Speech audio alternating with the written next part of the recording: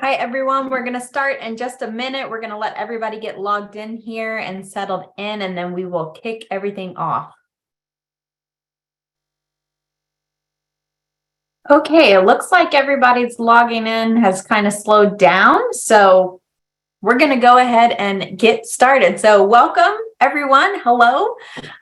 We really appreciate you being here with us today. I'm Whitney Doyle. I'm the Director of Government Relations with the Amputee Coalition. I am a white female with medium brown hair wearing an orange sweater in front of a white virtual background, and I use she, her pronouns. So I'm going to be kicking off today's Advocacy 101 webinar. Okay, let me start by saying how excited we are for you to join us and to learn more about how you can be a part of the movement to change minds and hearts to support the limb loss and limb different community. First up is a couple of housekeeping items as we get started. First, when you scroll over the screen, a menu bar is going to pop up on the bottom. Depending on what device you're on, actually, you could find it on the bottom or you could find it on the top. This is where you're going to find the closed captioning for today's session. You can view the captioning by selecting the CC tab on the menu bar. We are sharing a screen, so if you'd like to change the size of the screen or the size of the presenter's shared videos, you can do that by selecting the line in the middle of the screen that separates the presentation from the presenter's videos. You can also find that in the top right under the View button. If you have any technical issues, please use the chat feature. We will be monitoring the chat. You can find the word bubble on that menu bar. If you would like to turn the chat feature off, you can do that by pressing Alt-H. For questions to our panelists, please note the Q&A box is on that menu bar. Please only submit your questions there as they could get lost in the chat. At the end of our prepared questions, Ryan is going to go through the questions that you all submitted in the Q&A box. To ask a question or make a comment verbally at that time, you can do that by selecting the raise hand option in the reactions tab on the menu bar. You can also raise your hand by pressing Alt-Y or *9 if you're joining by phone. We will let you know when it's your opportunity to unmute to ask your question or to share your comment. Please remember that every time you speak, to say your name before speaking. And to minimize distractions, we ask that you are, when you're not asking a question, you stay muted. To mute or unmute, you can select the microphone button on the menu bar or by pressing Alt-A. Remember, if you join into the conversation, please keep all your background noise down as much as possible so we can hear you clearly. Today's webinar is the first of 4 that we're hosting during the month of April, which you all know is Limb Loss and Limb Difference Awareness Month. Our upcoming webinars are next week. We'll have Power of Personal Narrative, connecting your personal story to your advocacy work. That's on the 12th at 4 p.m. Eastern. After that, we have Breaking into Workforce Development, which is on April 19th at 4 p.m. Eastern. And then finally, we'll round off the month with Finding Your Voice Career Pathways Workshop, which is on April 26th at 4 p.m. Eastern. So I am joined by the rest of the Amputee Coalition's Government Relations Department, Dr. Dante Daniel and Ryan Getty. Dante, would you please take a moment to introduce yourself to everybody? Hello, again, my name is Dr. Dante Daniel. I am the Public Policy Manager here with the Amputee Coalition. Here in my role, in layman terms, I'm here to bridge gaps, but I oversee the legislative processes for the Amputee Coalition, who therefore advocates for those experiencing limb loss and limb difference. I want to begin just with, I just arrived. I'm still within my first 2 months, actually. And I just wanted to discuss what I've seen a high level of prevalency among policy discussion that's occurred since I've been here. Nice to meet everyone. I see the comments now. And since I've arrived, I'm somewhat new to this community in my role.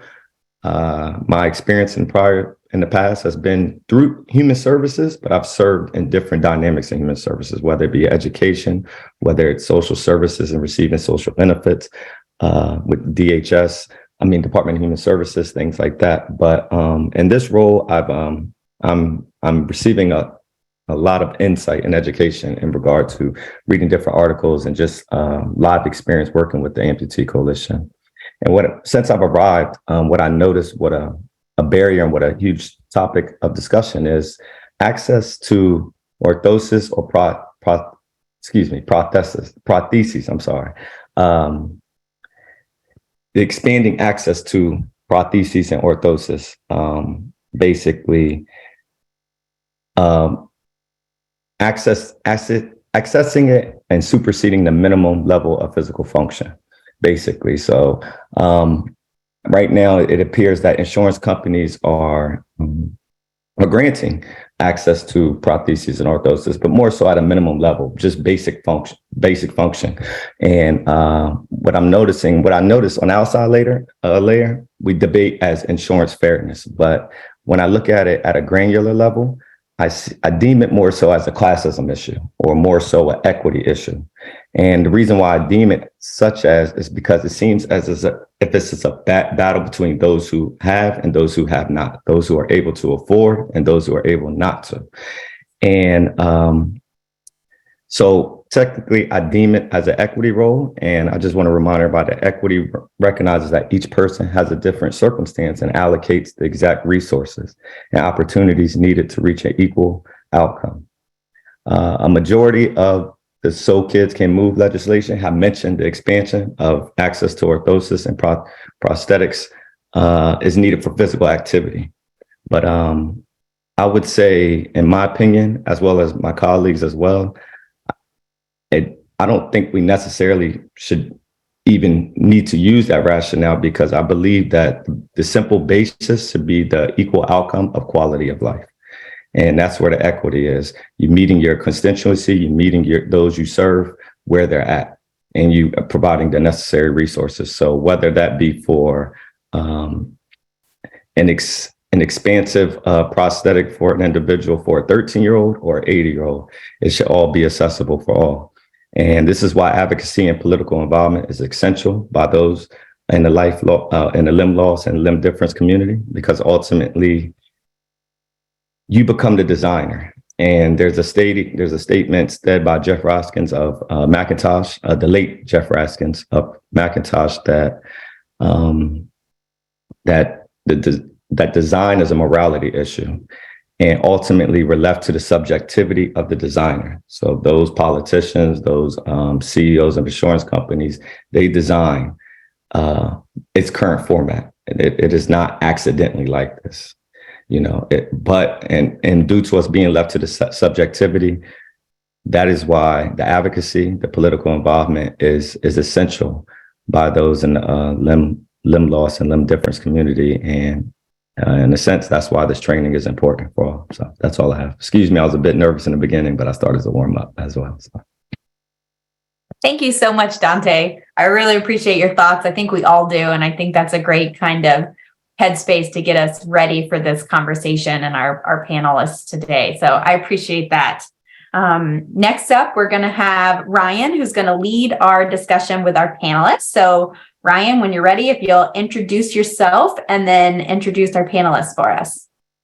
Yeah, absolutely. So I've had the pleasure of meeting many of you I can see in the participants section. So it's great to meet you for those of you that I've had the pleasure of meeting already. And for those of you who I have not yet met, my name is Ryan Getty. I'm the Government Relations Specialist at the Amputee Coalition. I've been here for about 6 months now, and it's been a great ride so far. I'm looking forward to all the great work we're going to do during Limb Loss and Limb Difference Awareness Month. And today I'm going to be moderating the discussion, just keeping us moving right along.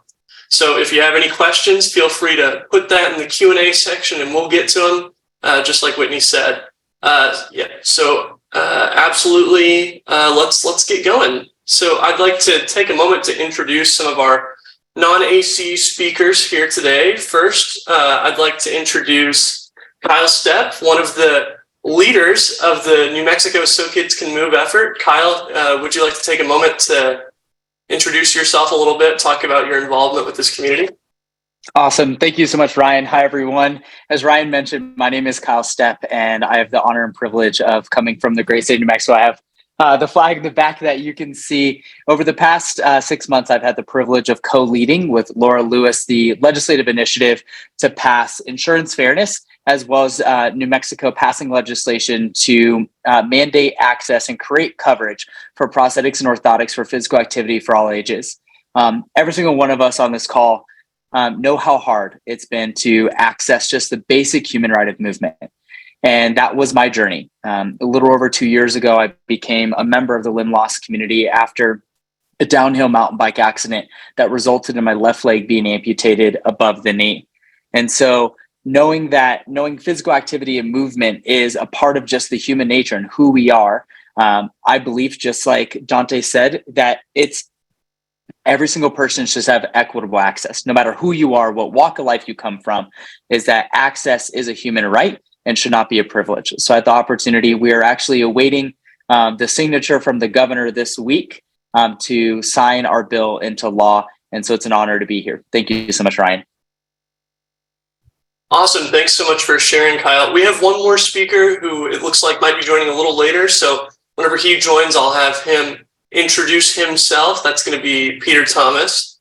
But for now, I think we can go ahead and get moving right along into the discussions. So our first discussion topic for today is, what is the most important aspect of being an advocate? Obviously, being an advocate means a lot of different things to a lot of different people. And one of the prime focuses of today's discussion, I think, is going to be clarifying exactly what does it mean to be an advocate. So, Kyle, if we could start with you, what do you think is the most important thing that has been able to make you so successful as an advocate? Absolutely, Ryan. I think about the 63 of us on this call, and the most important thing is your voice matters. Doesn't matter who you are, what walk of life you come from, you matter.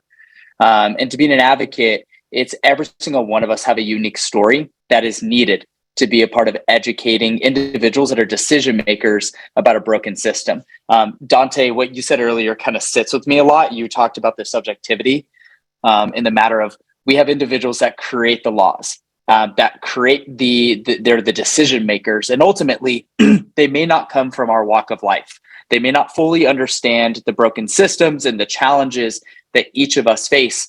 And so the most important part of being an advocate is sharing your voice, sharing your journey, because your journey matters, each and every individual journey, because it paints the picture, the reality of the challenges and the hardships that we face.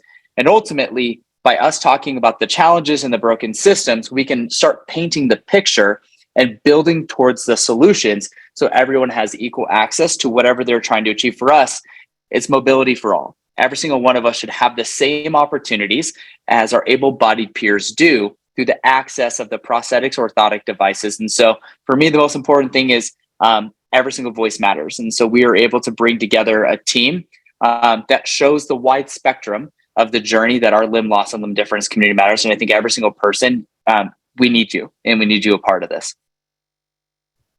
That's great. Dante, do you have anything to add there?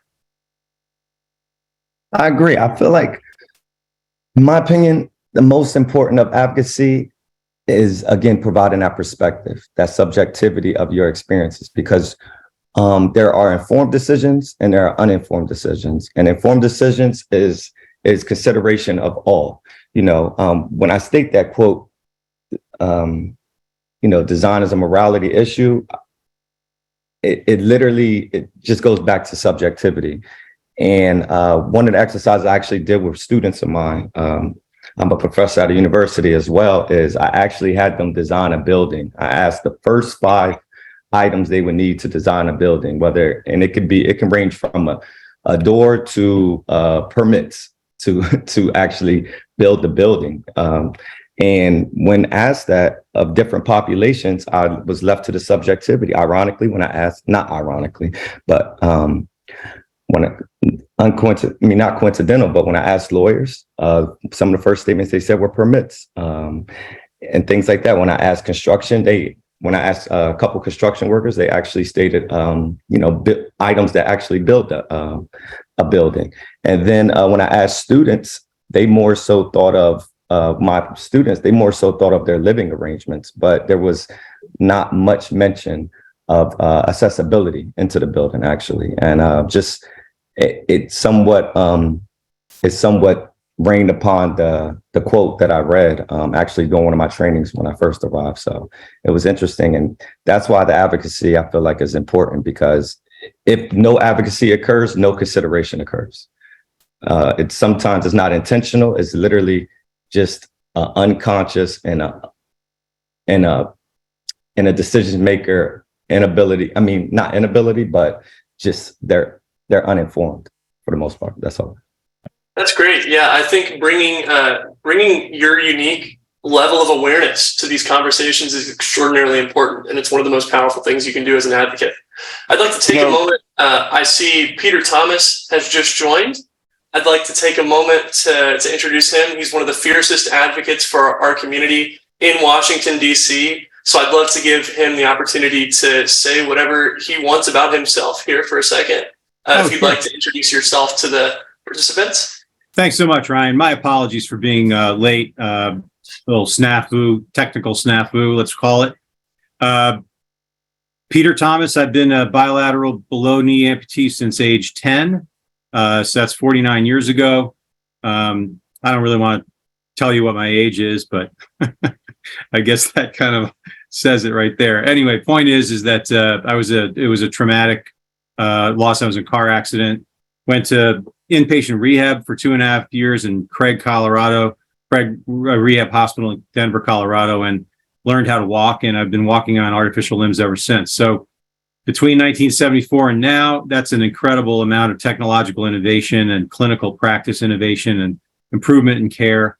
Went to law school, became an attorney and a lobbyist and an advocate, and really loved to focus on orthotic and prosthetic policy and advocacy. So really interested in participating in this, and please don't take my late participation as an indication of my desire to participate. That's great. Thank you so much for taking the time to join us today, Peter. Well, we're starting right off, kind of warming everyone up a little bit. What do you think the most important aspect of being an advocate is? If you have any insight you'd like to share there. You want me to go first? Yeah, go ahead. Yeah, we've been talking about that as our first kind of discussion topic. So I'd love to hear if you have anything to say on that. Well, I think it says the most important. I can't say one without the other, so I'm going to have to confine it to two things. The first and foremost is to know your stuff, is to do your homework. I don't mean knowing how to be a smooth lobbyist. I don't mean knowing exactly what to say and not say. I mean the subject matter. When you're going in to try to convince someone of something, know exactly what you're talking about.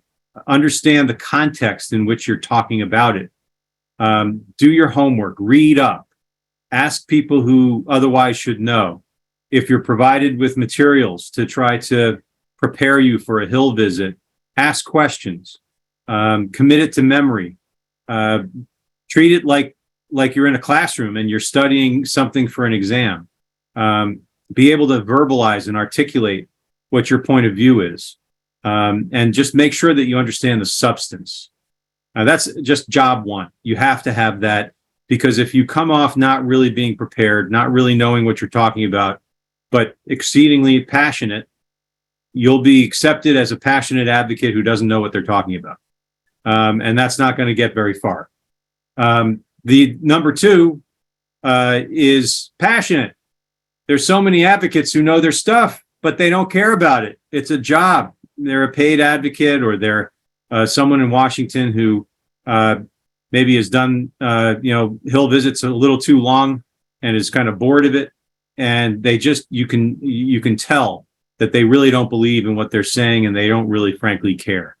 That's a death knell for trying to convince someone of something. Once you have the substance under your belt and you really know what you're talking about, present it in such a way that you make it compelling, and that you clearly exhibit the fact that you care about it and that it's the right thing to do, and that you hope that they will get and catch that same level of enthusiasm. And with those two things together, you're going to be an effective advocate. That's wonderful. Thank you so much for sharing that. Whitney, do you want to take a moment to kind of close out this topic? Sure. I'm going to kind of echo what Peter said about the passion piece. Our personal stories are so powerful, and figuring out how to tell our stories in a succinct way, and to really hit the points that you want to hit. So knowing yourself as well, again, echoing Peter's thoughts, I think is really great and can be really meaningful when you're going out and advocating, because you're able to personalize things in a way that people can connect to through that empathy. That's great. Well, let's move right along. We're going to move right into discussion topic 2. But before we do that, are there any questions that anyone would like to ask that have not already been asked in the Q&A?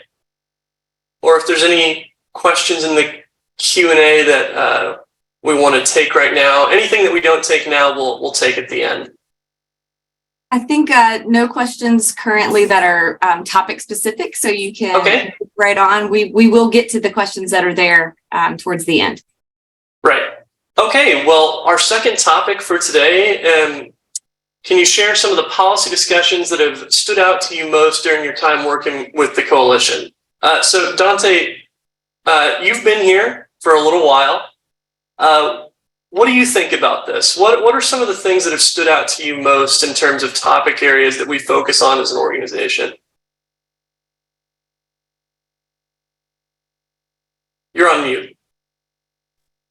Some of the policy discussions that stood out to me most during the time working was I go back to my initial point, was the access to prosthetic or orthosis, equitable access to prosthetics and orthosis during that time frame, during my small time frame here. I feel like,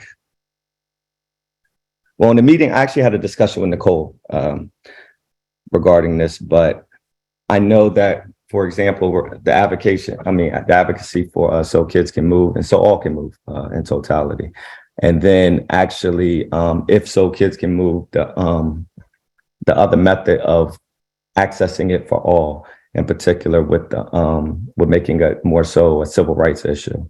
I think that is what stood out to me, because I'm literally witnessing the incremental process of legislation. When you have a long-term goal and you more so are achieving the short-term goal with maybe so kids can move, but ultimately seeking the long-term goal for so all can move, or ultimately by seeking an alternative route, more so assessing the so all can move through maybe, seeking it through a civil rights route in a sense. So that policy discussion was unique to me, because I'm now witnessing more so the policy debate just at a much higher level than the local level, just when I was in Washington, D.C. So that's more of my personal perspective. That's great. Whitney, I think you would be a great person to comment on this.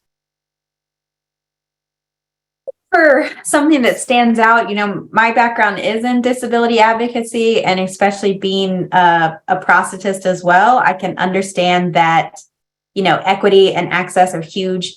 But I think the acknowledgement that limb loss and limb difference impacts every segment of types of humans, right? It impacts us regardless of our race and religion and where we live, our geography and stuff like that. And also our different disabilities, right? Our healthcare needs. So kind of seeing how we as a coalition can touch on all of these different networks and all of these different partners who are fighting for all of these other things, and how they're all connected to our community. So that's something that stood out to me, kind of expanding the mindset of, where else is limb loss? What other conversations is limb loss in? And how can the coalition be connected with those conversations? Yeah, that's great. I know I forgot to mention in my introduction, but I'm a congenital below knee amputee. So I have been really excited by the efforts that have been going on with So Kids Can Move. That's something that whenever I heard that we were going to be part of it, whenever I started at this organization, it really excited me. Because I know that, being able to participate in adaptive sports whenever I was younger really helped me. It was great. It helped me be more physically fit. It helped me be more socialized as a kid. And it was just overall a great experience. So the ability, what we're doing as an organization to help people be more physically active, yeah, I think it's great. Kyle, Peter, I know that neither of you currently are, staff at the Amputee Coalition, but you still might have some interesting insight considering both of your backgrounds. If either of you would like to share anything on that front. Yeah, absolutely. I think one of the things I've appreciated learning so much from Peter, if anyone needs a class on any sort of how to navigate law one-on-one and how to write policy in a really effective and efficient way, it's Mr. Peter Thomas. But I think one of the things I learned the most from Peter through this process is how do you go about writing law that is going to be protecting patients, but then also that's going to be effective to get passed. So through the So Kids Can Move, as we've moved into, for all ages, is really rooting the legislation in order to just provide that prosthetic and orthotic access for physical activity. But second, I think for me, I've been really surprised about the insurance fairness. So many of us, if you don't have insurance fairness in your state, you've experienced the high out-of-pocket costs that unfortunately you may have a coverage plan that is whether it only covers 50%, it's only one prosthetic for a lifetime. So coming from a state that didn't have insurance fairness, navigated the challenges of just getting a microprocessor knee, even though that is something that's put under the Central Health's benefits, to, my out-of-pocket cost was upwards of 35%. Whereas, if I have family and friends that had coverage at a much lower rate. And so learning and understanding that, how do we create that equitable approach to ensure that whatever state you move to is knowing that you'll have the same coverage when it comes to O&P, specifically with insurance. But what stood out to me is most specifically is around how there can be different insurance agencies that have coverage at different levels, and knowing what are we doing on that state-led level to ensure that there's equal access and equal coverage across the board. Kyle, you're too kind. Thank you very much. That's very kind of you. I want to quickly point out one illustration of policy working with the Amputee Coalition that was really just a smashing success. And that is in 2015, when CMS proposed a lower limb coverage policy that would have set people with limb loss back probably 30 years. It was just draconian. It was a terrible policy. And sure, the O&P provider organizations that I tend to work with, the O&P Alliance and the like, were apoplectic. We needed to push back hard. But the Amputee Coalition really delivered during that debate. We all worked together. We all worked from the same sheet of music. But without the consumers, without the truckloads, I should say busloads of consumers, users of prosthetic care, who came down to Baltimore and testified and picketed in front of the Department of Health and Human Services in Washington, D.C., right at the base of the Capitol building. Without all of that, we would not have achieved what we achieved. It was a complete victory, and one that the Amputee Coalition shares tremendous credit. That's wonderful. Thank you for taking the time to kind of provide that history. I don't see any new questions in the Q&A, so we're going to keep moving right along.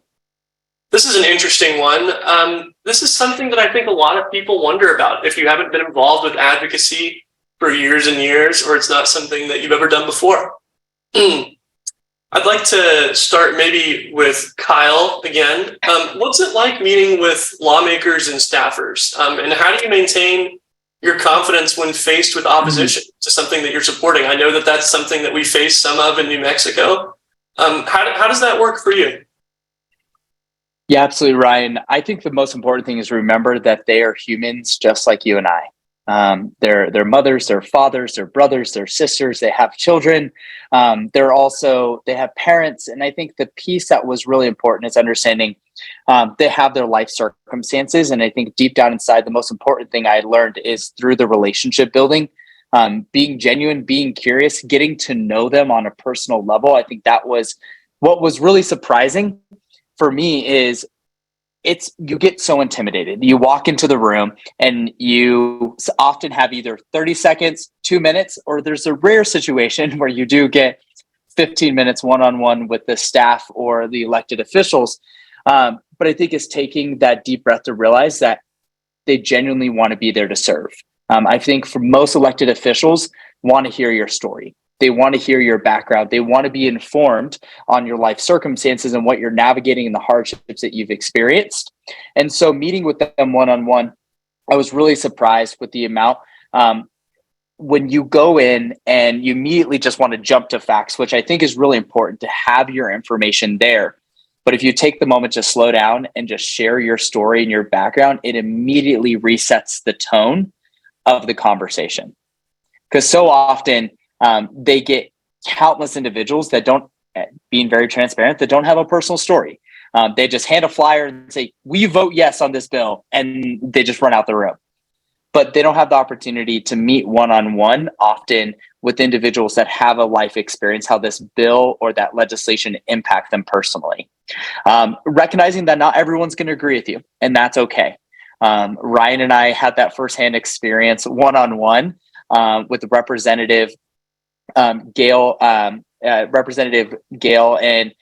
and she, one of her approaches was like, "Kyle, like I would love to support this," and I think, but broke down why she may not agree with it. And I think the piece that was interesting was how we gained the support of individuals that may have disagreed with us is that we took the opportunity to listen. I think where confidence came from is we may not agree, but I want to hear and understand, what do you disagree with our legislation? And so we can take that information and figure out, is there a solution that we can meet in the middle on? So to close out, I think number one is they're humans just like you and I. They have families, they have stories, they have life circumstances. And I think the opportunity to get to know them on a personal level is really effective. And two, is being confident, knowing what you're doing is right. At the end of the day, it's okay that not everyone's going to agree. And I think taking the time to listen and understand their point of view and taking that into account as you're navigating your work to advance whatever orthotic or prosthetic legislation you're pushing in your state.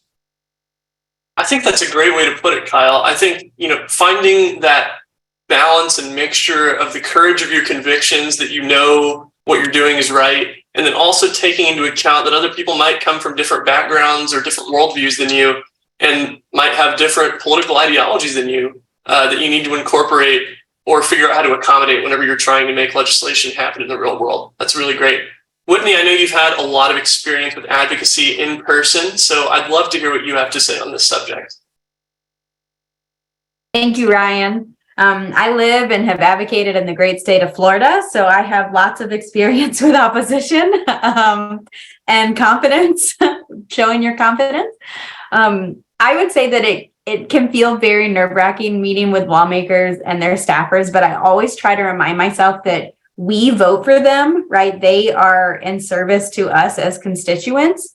So that kind of fuels me and fuels my confidence of, I'm telling my story because they're going to represent me on the floor or in their committees. And so I want to make sure they understand what cause I'm advocating for.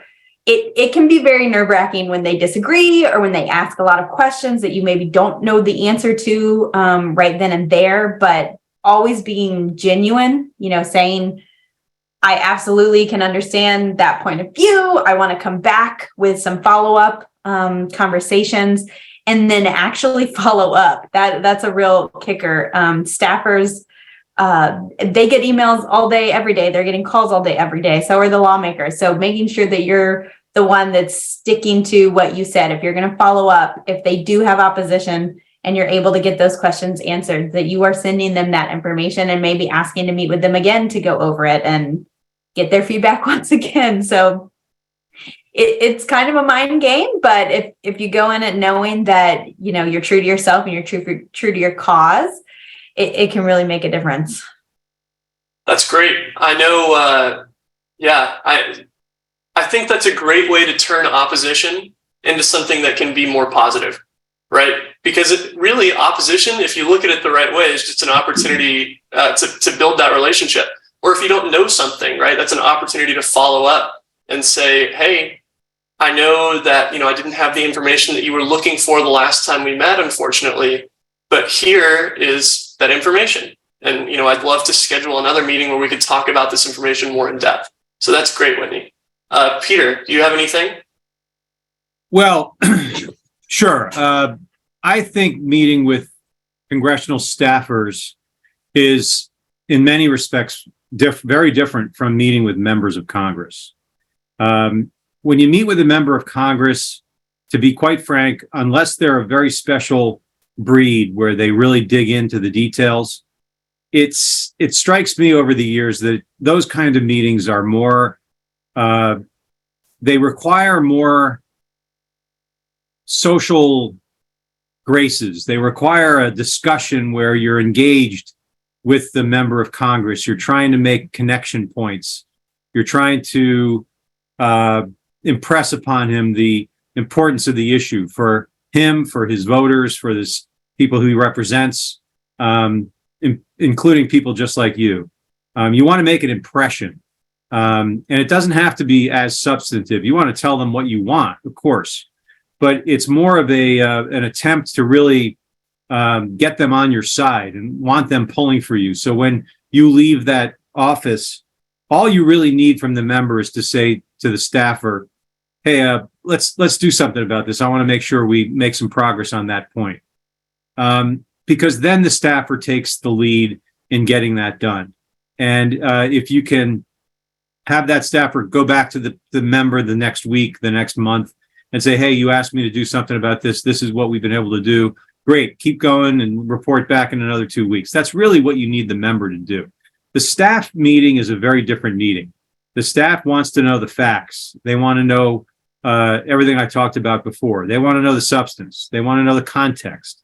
They want to know who's going to oppose this. If I come out in favor of this and recommend this to my bosses, the legislative director, the chief of staff, the member of Congress in their office, am I going to get beaten up by someone else who doesn't like what I'm putting forward right now?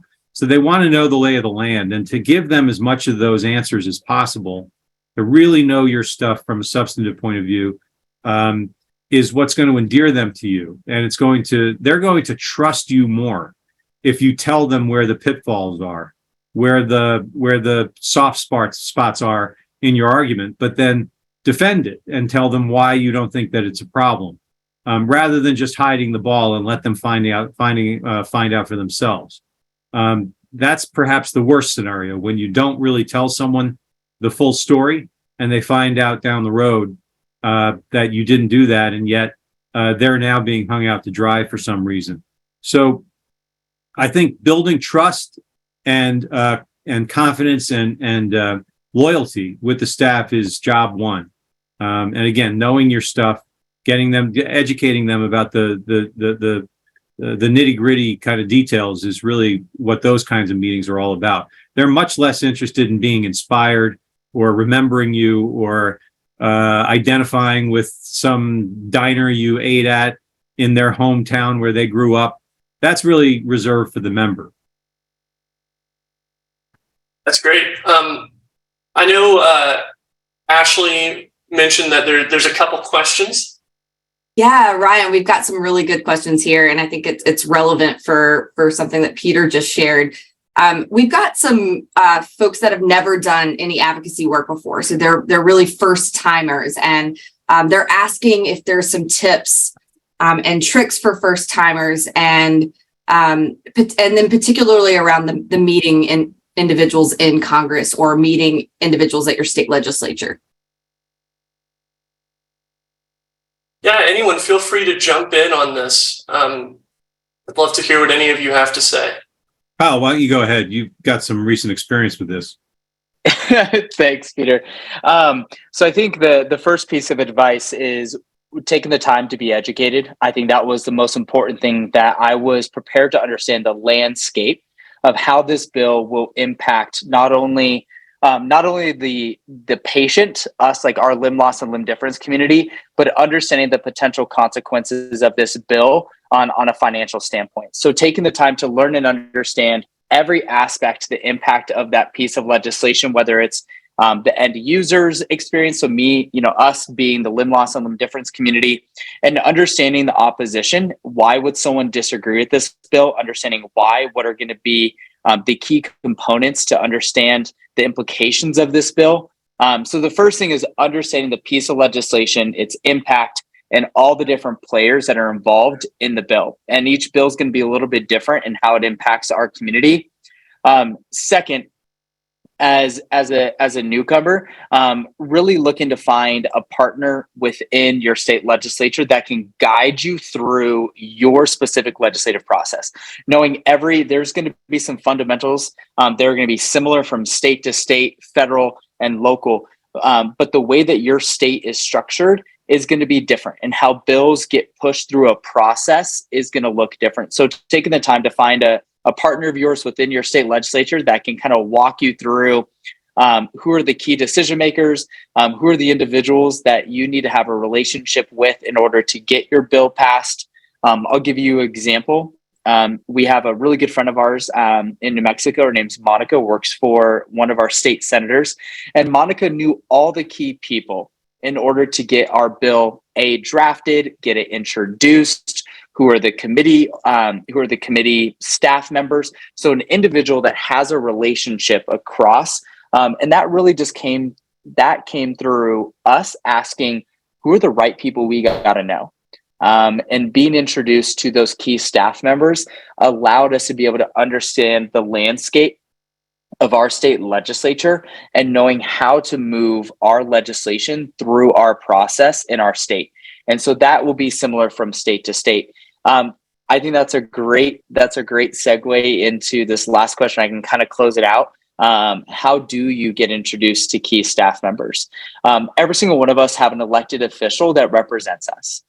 Whether that is your personal state representative or your state senator, and starting there.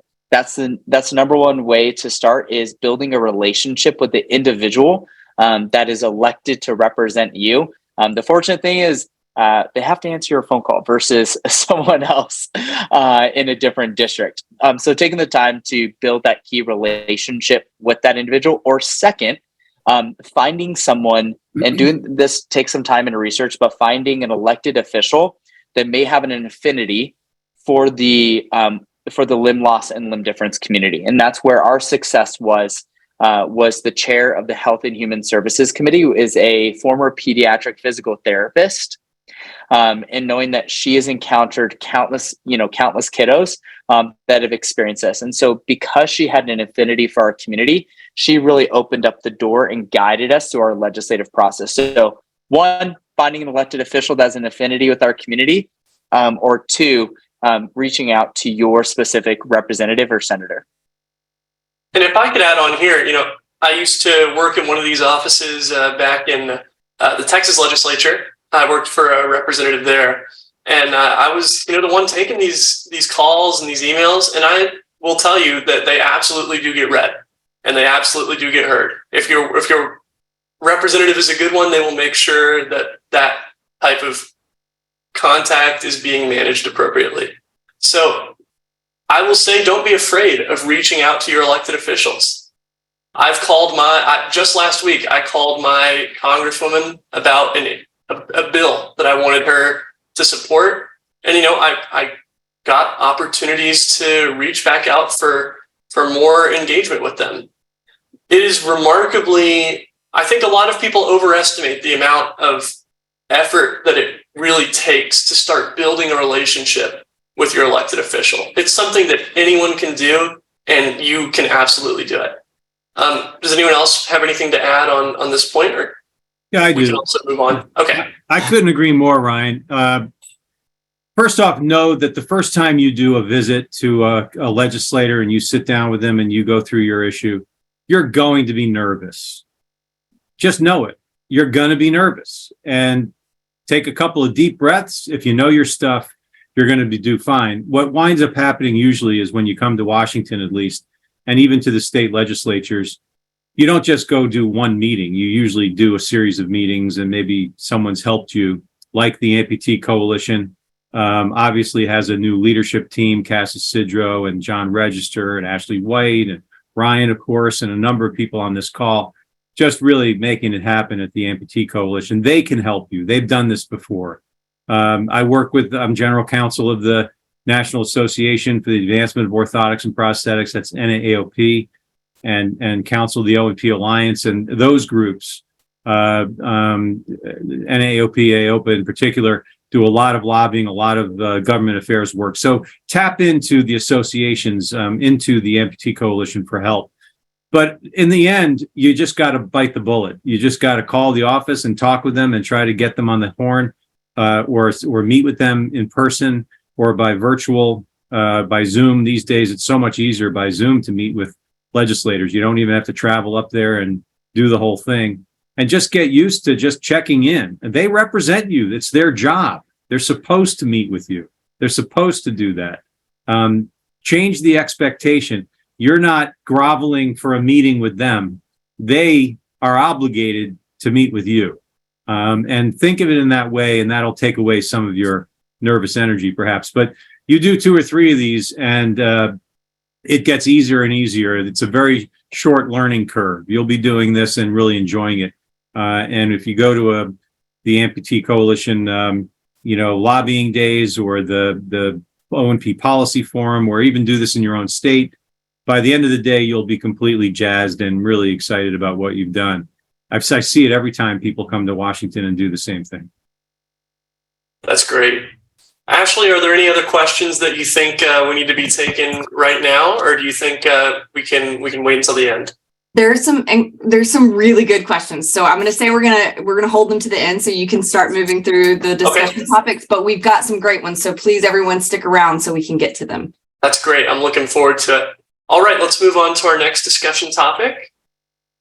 Okay, so this one I think is kind of fun. Well, I think they're all fun because I wrote them. But we've all heard this kind of Schoolhouse Rock version of how a bill becomes a law. Can you share from the perspective of an advocate what the lawmaking process is like? What are the similarities to what the common understanding is of how a bill becomes a law? And what are the differences? Are there many differences? How big are they? Let's find out together. Peter, why don't we start with you on this one? Sure. I was going to give Peter a hard time. I was like, Peter, wasn't Schoolhouse Rock written when you were a kid? Yeah, no, it was. I actually sat down and watched Schoolhouse Rock. It was, I think the very first time they aired it, I was watching it, but fair enough. I got you, Kyle. I'll get you back. Don't worry. But I will say that that kind of summarized version, the Schoolhouse Rock version of passing a bill, is really honestly correct in theory, but just not at all in line with reality. Yes, bills are introduced every day.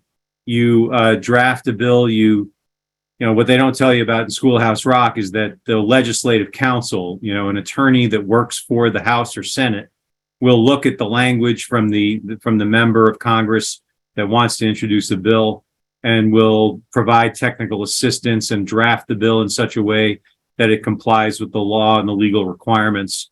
And once that bill is introduced, it obviously goes through the process. You try to get co-sponsors to support it, of other like-minded Republican or Democratic House members or senators to do that. Try to build as much support as you can. It does typically go through a committee process. It does typically have a hearing. It does typically get marked up, they call it, where they go in and they offer amendments and they try to delete or add certain things to the bill. Sometimes that could be the end of the bill. So a lot of bills never make it out of committee. A lot of bills get introduced and never make it to a hearing. A very small percentage of bills actually make it through.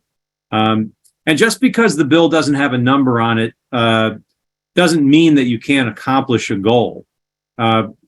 way back when, at the beginning of the NAAOP, we had a bill called the Claude Pepper Act for Amputees, which created a research program for orthotics and prosthetics.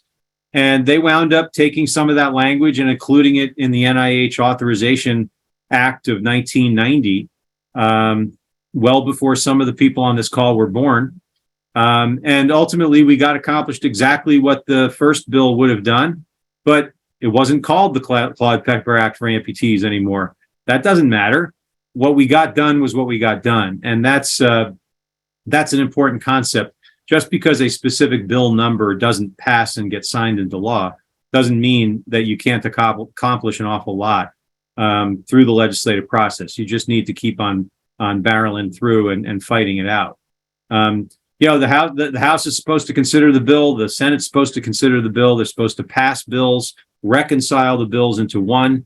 They go back to the House and Senate, pass them again as one individual bill that is identical from House to Senate. And then it goes to the president to sign or veto or pocket veto, which we could go in and talk about for quite a while longer than I have on this webinar.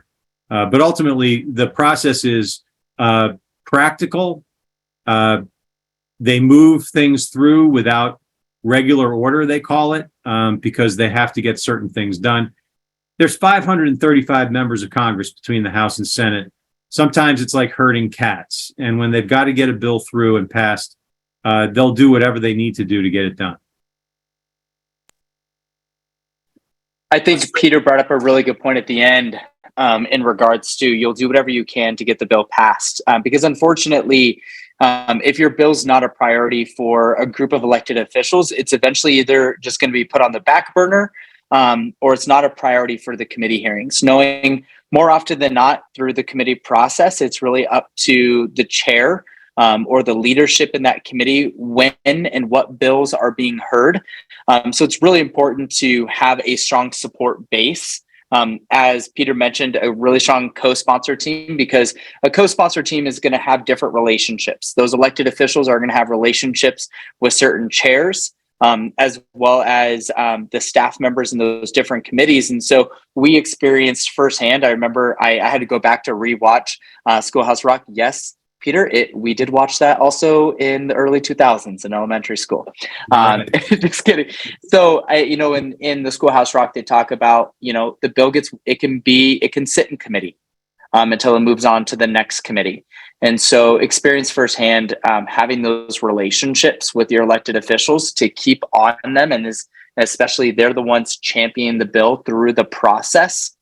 And so we had a finite amount of time. Every state's timeline or, federally is going to have a amount of time a bill can be passed during a specific session.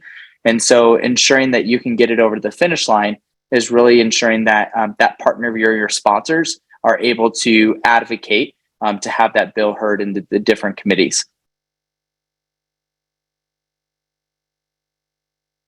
That's wonderful. If anyone has anything further to share on this topic, feel free if you've had any interesting experiences. I would say for me, this is Whitney. The lawmaking process is chaos. It can be very challenging just to know what the next step is, how long it's going to take to get to the next step. As mentioned, things can get held up. You may not know why it's getting held up. It literally could be politics. The chair of that committee doesn't like what the chair of the other committee is doing, and you're just trying to get your stuff passed.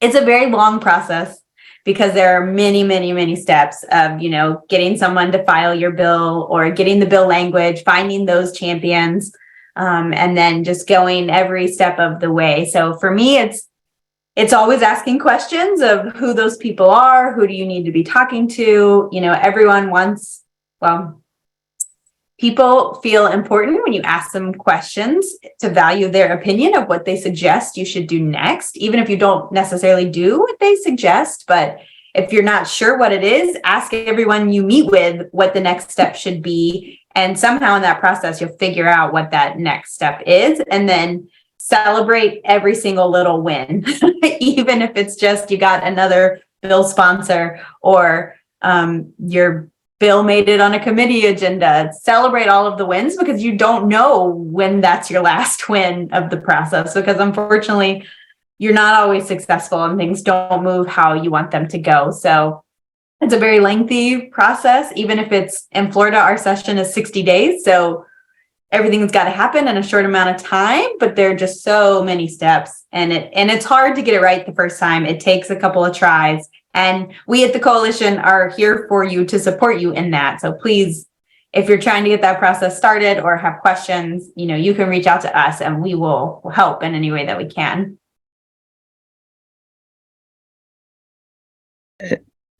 In addition, even when a bill becomes law, I think it's important to add the follow-up of the law. Just because it is now law does not mean it was a one-all be-all solution. There's improvements upon the law and incremental steps that follow up research behind the law, because there will be researchers that once it's in law, after a few years, will conduct a study upon the law and it somewhat evaluates its effectiveness, its shortcomings, the gaps that may be there. And then there's follow-up grassroots efforts that begin, because law begins as an idea how to improve upon the law. So that's also a difficult level, and that's somewhere where I came in, typically at the local level. Ashley, did you want to jump in with a question? Yeah, so we've got a question I think that is interesting, because the question is, if your legislator is a huge supporter, this person says that Tammy Duckworth is her legislator. Should I start with her or start elsewhere? And I think it's an interesting question, because as you're talking about the legislative process and what it really takes for someone to champion a bill, right? You want them to be invested in the issue. Only if they're invested are they likely to really take it forward. And that's why a lot of times staffers can be your champions as much as the legislators themselves. But this is just an interesting question. Any perspectives on where to start if you want to advocate? Well, let me just say it's exceedingly rare for you to pick up the phone, call the congressional office, and have the member of Congress pick up the phone and say, hello. That doesn't happen. It just doesn't happen. That there's a chance that happens, but it would be a fluke. Maybe it's December 23rd and everyone's, racing to get the final vote in before they all take off. The whole staff has been sent home. The member of Congress is there and the phone rings.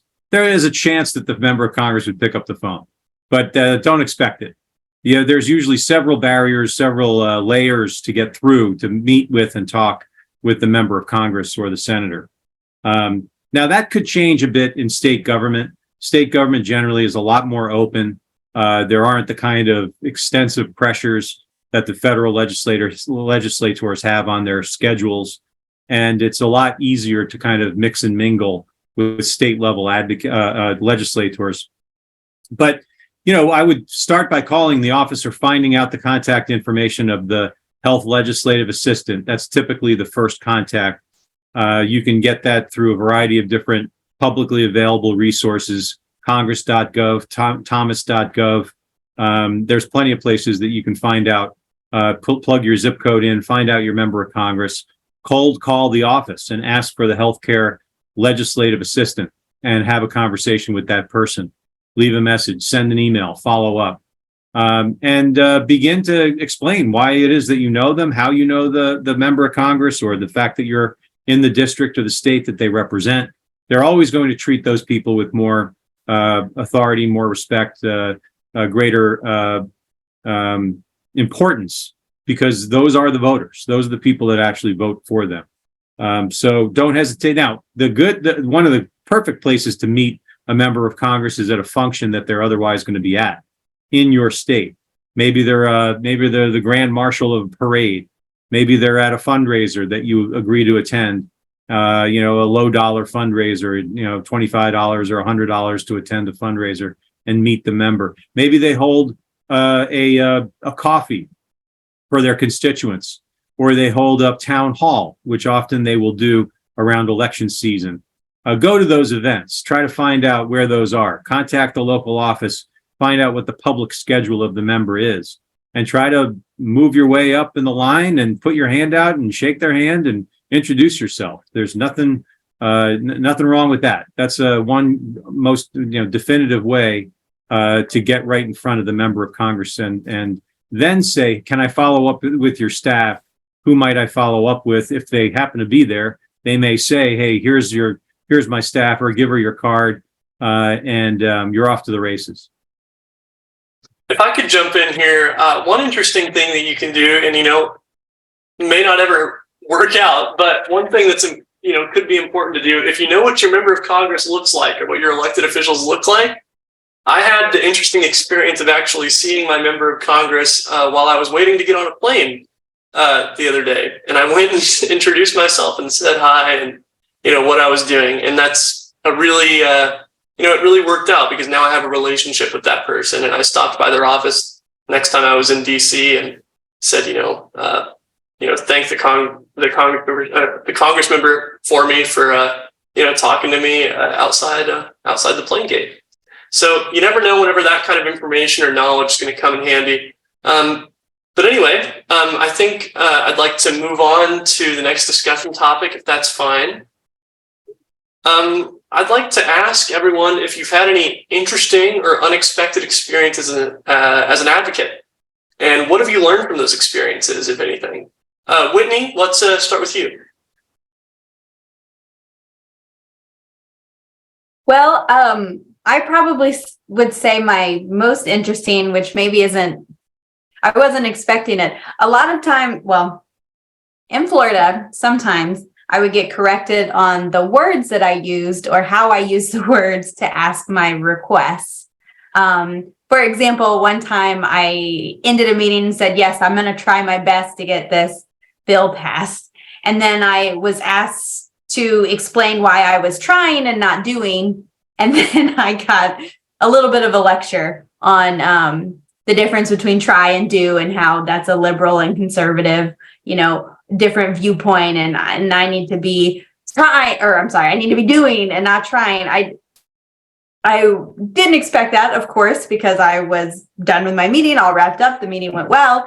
And I you don't really want to be lectured on something so simple as saying, you're going to try your best to get something passed. So that was an unexpected experience. So though you think you're saying the best words that you're saying, if you find someone, and again, we're all human, that's in the right mood or really wants to help educate you on the use of your language for something so simple, you might get stuck in an office smiling and nodding as they let you know that, you should be doing and not trying, and they don't want to hear you say that word again. So that was a weird story for me. It was definitely a lesson learned. And I kind of take that stuff with tongue in cheek now. Yeah, that's so interesting. There's just the idiosyncrasies of each office and each member and each staffer that you'll come into contact with, and you'll learn a lot from those experiences. Hey, Ryan, sorry to butt in, but Peter, I know you actually have one of these very meetings with a member of Congress coming up. So yes, I do. I apologize for reminding you, but it is past the top of the hour. Thank you so much, Ashley. I really appreciate it. I do have to go. I could probably take the rest of this phone call with interesting experiences about meeting members of Congress, but I've had a few interesting ones. But I will say, I just wanted to quickly give a quick shout out, not only to Ashley, of course, but to Lucas DeLuca, because I know Lucas is the Director of Community Engagement at the Amputee Coalition, and he was an NAAOP fellow last year and spent part of the summer with me. And there were some good experiences that we had on Capitol Hill alone, just between the two of us. So Lucas, great work with AC. With the Amputee Coalition, and I really do appreciate everything you're doing for them. I do apologize, but I'm going to have to hang up. Thanks very much. Thanks so much for joining us, Peter. Bye, everyone.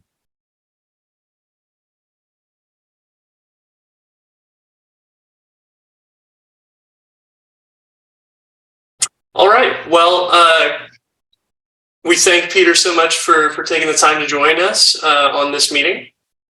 Kyle, I know you probably have no shortage of stories from New Mexico. Was there any sort of, wacky experience that you had that you weren't expecting? I think one of the key things was when it comes down to building a relationship with individuals that may disagree with you. Early on, we were trying to get the support of, Representative Gail Armstrong, who I thought is, let me back up. Wow. I think the piece is so many of our legislation can be bipartisan. That was the piece I was educated on from the very beginning is I think through the core, every single person agrees that mobility should be for all. How we get there and how we achieve that is going to be through two different routes. And so that was for me, the most interesting and most unexpected is that this legislation can be passed so when I say this legislation, I'm specifically speaking on legislation for prosthetics and orthotics for physical activity and insurance fairness, is that everyone to the core can agree and how we get there might be a little bit different. So an interesting experience for us, I'm going to name two. One is the willingness for insurance companies to want to come to the table. And the reason why they come to the table is when you build a coalition. New Mexico tried to pass insurance fairness quite a few years ago, but there wasn't necessarily the movement of members of the limb loss and limb difference community in our state legislature, speaking to committee members and advocating on why this passed. It was just, here's a bill, it should be passed. But unfortunately, the only voice in the room was the insurance company. And then knowing this time around, there was an overwhelming body of voices that came from the limb loss and limb difference community. And because we had a really strong group of coalition from all walks of life and different members of our community, we actually had the insurance companies come to us and say, how do we work with you? How do we partner on this legislation? And then second, I think the other thing that I learned through my experience is I wish I asked more questions early on to individuals that disagreed. Representative Armstrong, when she stated originally, I think every single individual with limb loss and limb difference should have access to physical activity, but I don't agree with this bill. I wish I just asked the simple question is, then what do you think a solution should be? And knowing, just putting them into the position to think about if they agree with you on the substance of the bill and what we're trying to achieve, really empowering them to share their perspective on how they might navigate it. And so I think for me, that was probably the most unexpected is individuals that disagree just takes a little bit of conversations back and forth to be able to understand what are their challenges and issues with the piece of legislation that you're trying to introduce. That's great. Yeah, I know that, there's been plenty of interesting experiences. I know I walked into one congressional office one time and I saw, that they had a clock sort of device that was tracking, every second it would update with the national debt and deficit, right? So that's not the kind of office you want to go into and talk about spending money. You just kind of have to take those context clues into account whenever you're going into meetings. So that was kind of an interesting experience. And it really just reinforced to me that sometimes you have to take a different approach depending on who you're talking to. Ashley, are there any new questions that I missed? I wouldn't say new questions. There's still a couple of interesting ones I think we want to get to before the end. Okay, sounds good. Dante, did you have something that you wanted to share? Yeah, I wanted to say some of the unexpected experiences I had when seeking, actually in regard to a local policy, there's just the advancement of the policy was actually the level of difficulty accessing some of the individuals that hire the senior level officials during that time frame. One interesting experience in particular was I was going to an office to meet with a director for about 2 months. And I sat in the lobby several times for at least 2 to 3 hours in the midst of a workday at times. And literally, I did not know his office was right in front of where I was sitting. And ironically, one day I held a conversation over the phone with the right person. He actually gave me his personal phone number. And when I got in contact with him via telephone, he told me to come right down to his office right away. He was the most welcome, warm, friendly individual I met.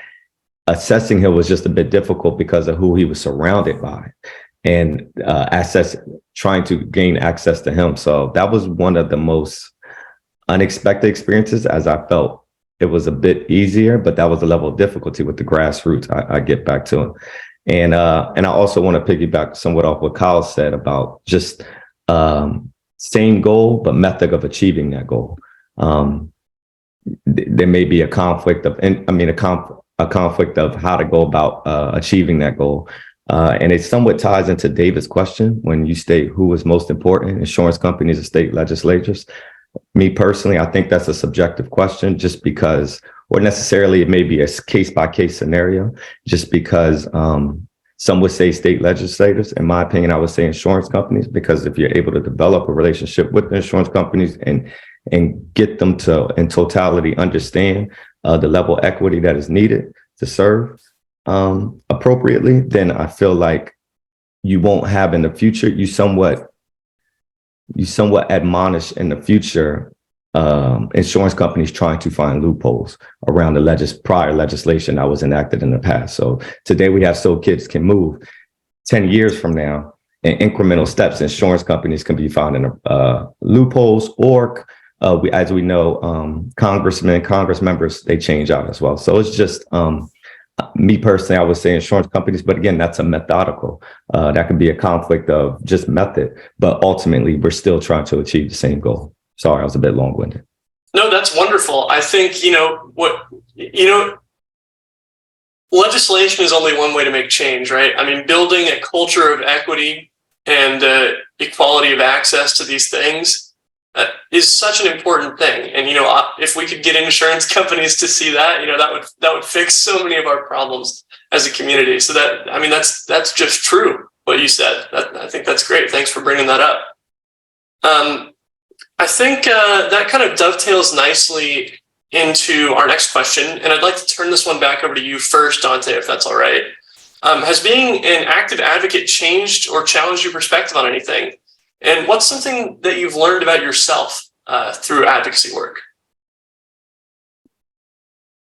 Well, something I've learned about myself personally is a level of resiliency, because you will be kicked down. I don't want to say kicked down, but you will be disappointed at times, several times. But I learned I had a high level of resiliency, especially maintaining that passion I think everyone agreed upon concerning the issue. My issue is I just want a better tomorrow for everyone. Ultimately, it doesn't necessarily matter what demographic I'm serving, but a better tomorrow. One particular demographic I served in the past was returning citizens, and there was a conflict of interest in that because everyone has varying opinions on that demographic of people. Ultimately, they're people as well, right? And we have to meet them where they are, especially after serving whatever punishment or whatever they receive. So that's one thing I learned about me, as well as being an active advocate. Change or challenge your perspective on anything. No, if anything, it's made me more open-minded to a solution. Ultimately, it's ultimately create a perspective that any one policy can be achieved. It's just a different level of groundwork with each policy. That's all. That's great. Kyle, how about you?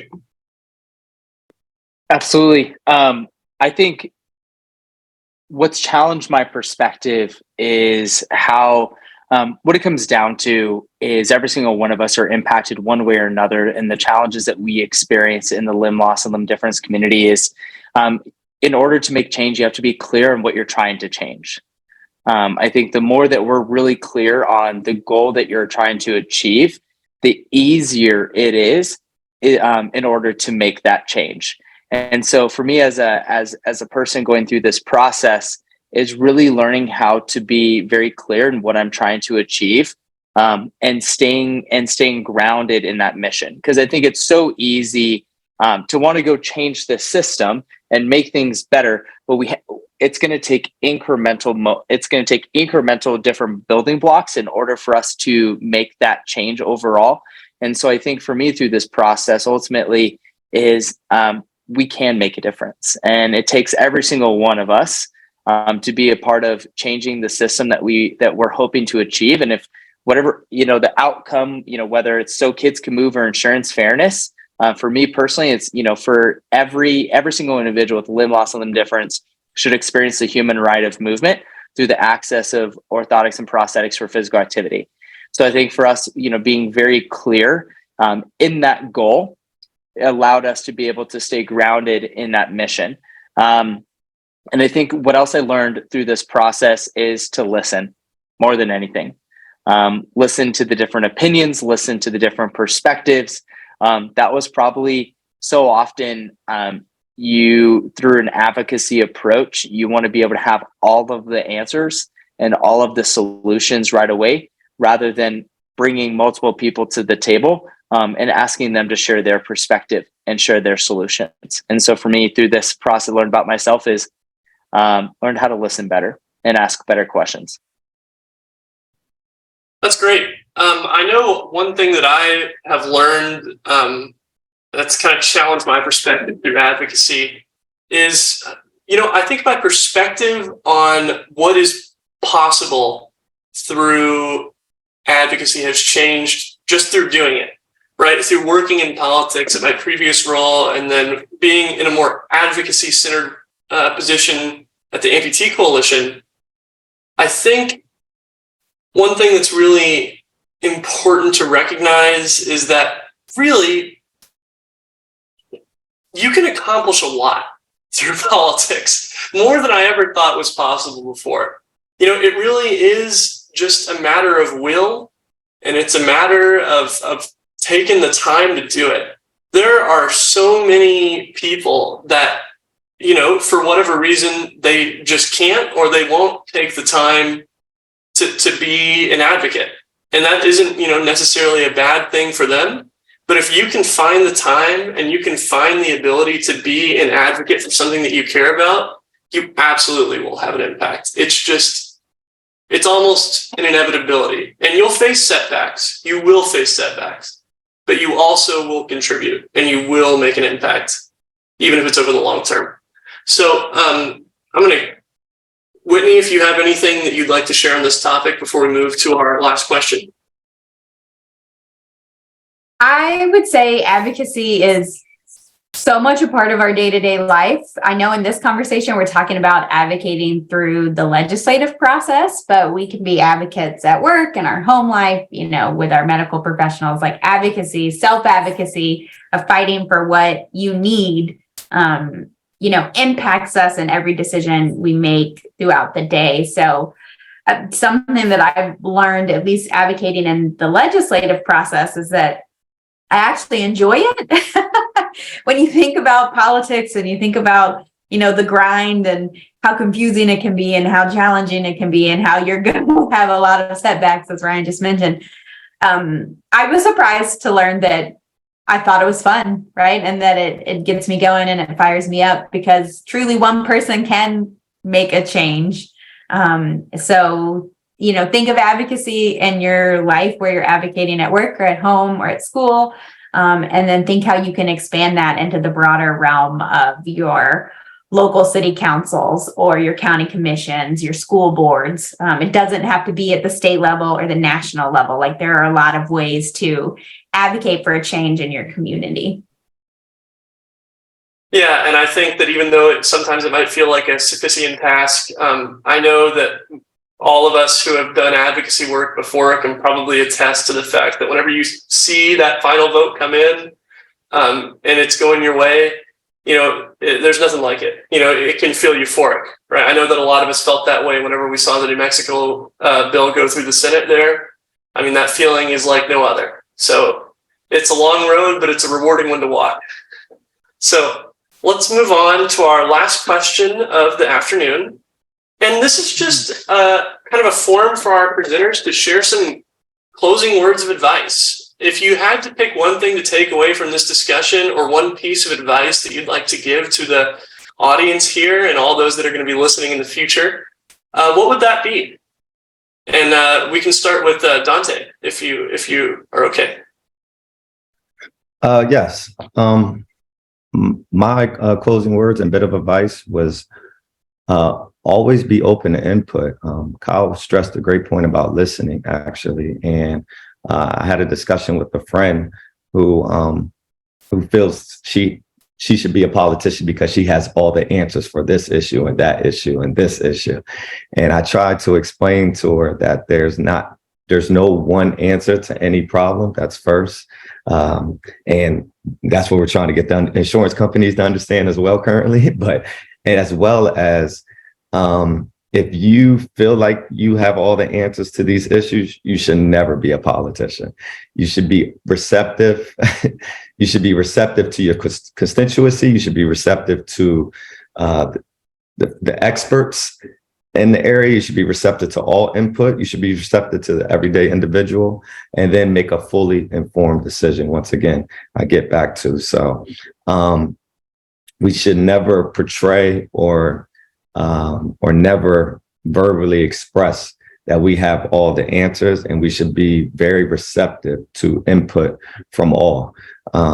That's all I have, actually. Thank you.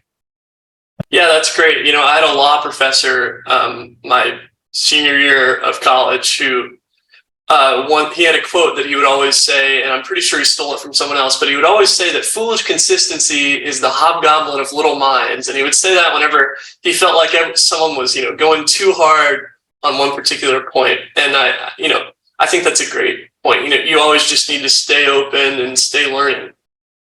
Whitney.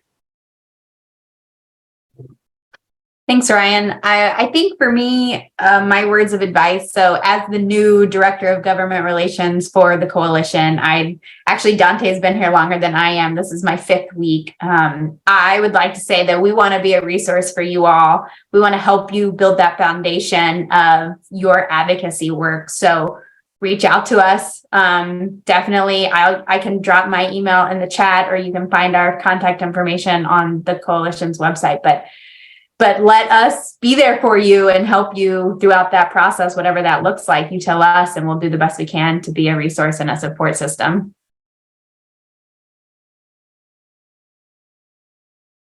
That's wonderful. Kyle, do you want to share some closing words?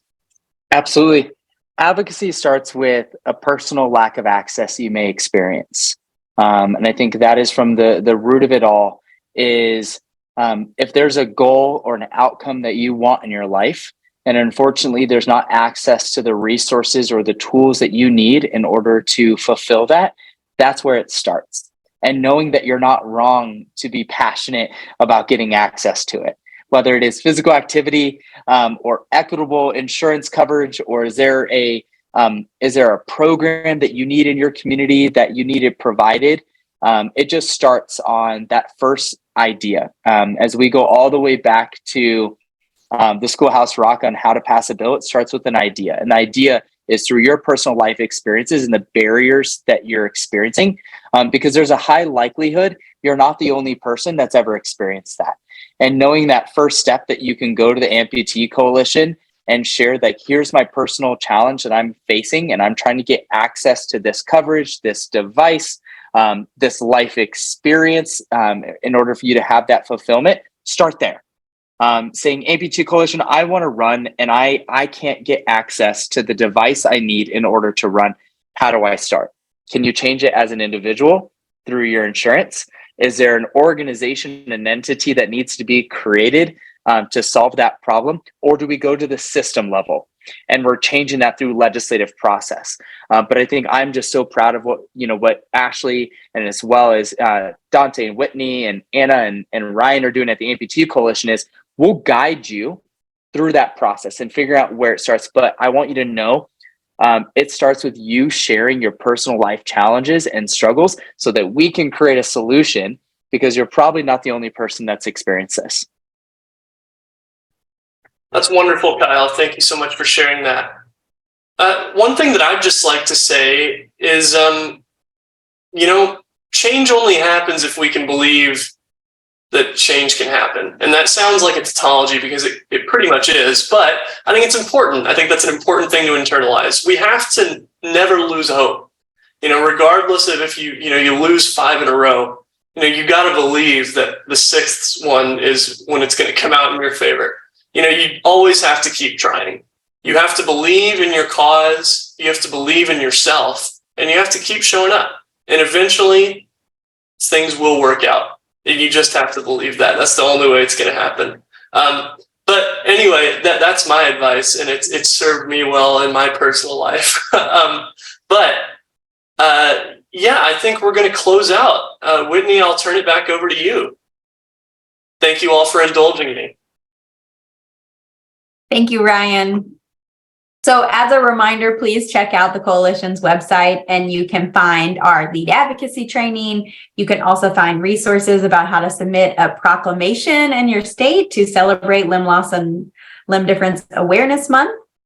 There's all sorts of resources there, including how to get in touch with the government relations team. So I want to thank everyone. I know Peter's already left, but thank you, Kyle and Ryan and Dante, for this discussion. And thank you, everyone of our attendees, for joining us to learn more about advocacy. We hope to see you at our next advocacy webinar, which is next week, Wednesday, April 12th at 4 p.m. Eastern, for Power of Personal Narrative, connecting your personal story to your advocacy work. So that ties in kind of those first steps that we talked about how to turn your narrative into your advocacy work. A recording of this webinar is going to be available in the coming weeks on the Amputee Coalition's YouTube channel. You can find a link to the YouTube channel on the bottom left of the Coalition's website, which is amputee-coalition.org, or by searching Amputee Coalition on YouTube. If you'd like to receive more information about the Coalition services and upcoming events and webinars, you can sign up for our email list on the Amputee Coalition's website by completing the Join the Amputee Coalition form under the Contact Us tab found on the menu bar of the Coalition's homepage.